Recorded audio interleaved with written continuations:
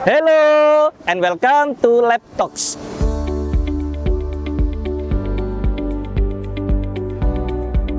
Halo, perkenalkan saya Ahmad Nizar Fanani dari Technical Sales Aquaculture Bahtera Adijaya. Kali ini akan mengajak teman Bahtera untuk mengetahui ilmu pengetahuan budidaya udang fanami.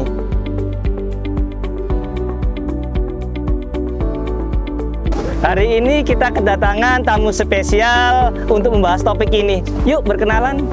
Halo, nama saya Marta Mamora, saya Technical Commercial Manager untuk Adisio Aqua Indonesia. Saat ini saya akan membahas mengenai apa itu penyakit dan kenapa itu penyakit terjadi di lingkungan budidaya.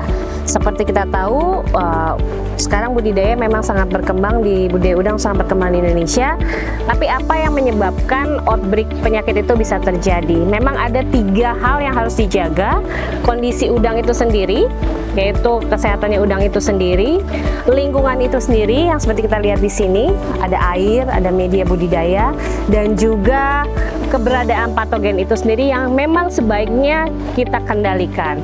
Ketika kita tidak bisa mengendalikan ketiga hal faktor tersebut, katakanlah kita tidak bisa menjaga kondisi udang pada kondisi prima, kita tidak bisa menjaga kualitas air atau media budidaya pada kondisi optimal, atau kita kehilangan monitor atau kontrol terhadap pertumbuhan patogen, maka outbreak penyakit akan segera terjadi atau cepat terjadi. Saya akan kembalikan ke pihak petambak karena saya yakin petambak memberikan banyak masukan apa sih yang terjadi belakangan ini menjadi tren untuk penyakit udang di Indonesia. Ya, untuk saat ini tantangan yang banyak dihadapi oleh pembudidaya adalah penyakit, terutama penyakit AHPND ya, yang menyerang di DOC awal. Terus setelah itu ada WFD, ada IMNV, dan mungkin beberapa lokasi endemi WSSV. Dan itulah yang membuat istilahnya para petambak dalam tanda kutip galau. Tapi istilahnya itu semua menjadi tantangan bagi kami untuk terus berupaya supaya bisa menjadikan budidaya udang ini sukses. Terima kasih.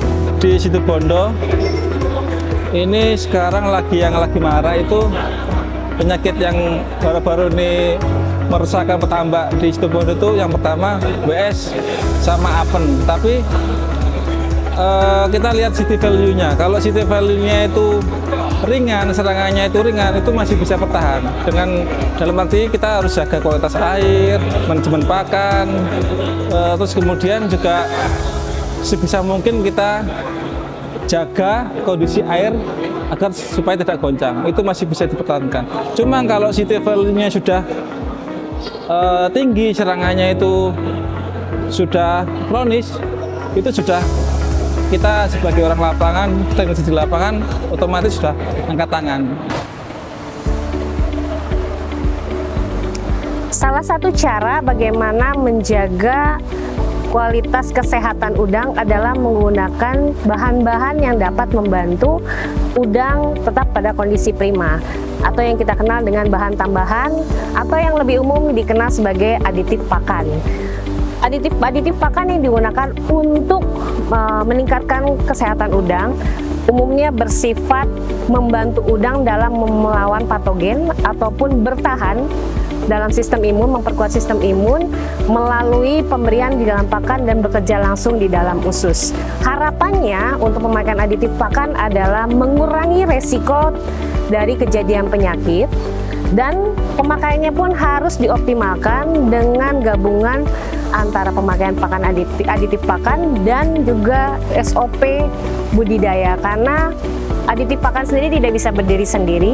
Itu akan tergantung dari bagaimana para petambak juga memanfaatkan apa yang mereka gunakan untuk mengoptimalkan kondisi lingkungan dan juga mengurangi infeksi patogen yang dari lingkungan, sehingga hasilnya bisa bersinergi antara di dalam udang itu sendiri maupun dari di luar lingkungannya itu sendiri, sehingga yang kita harapkan hasil produksinya menjadi lebih optimal dan kejadian penyakit bisa dikurangi atau bahkan efeknya bisa dikurangi dengan adanya pemakaian aditif pakan. Ini adalah salah satu cara bagaimana para penambak mengoptimalkan kualitas air. Mereka menggunakan shading yang gunanya untuk membatasi pertumbuhan plankton dan membuat temperatur di dalam media budidaya menjadi lebih stabil.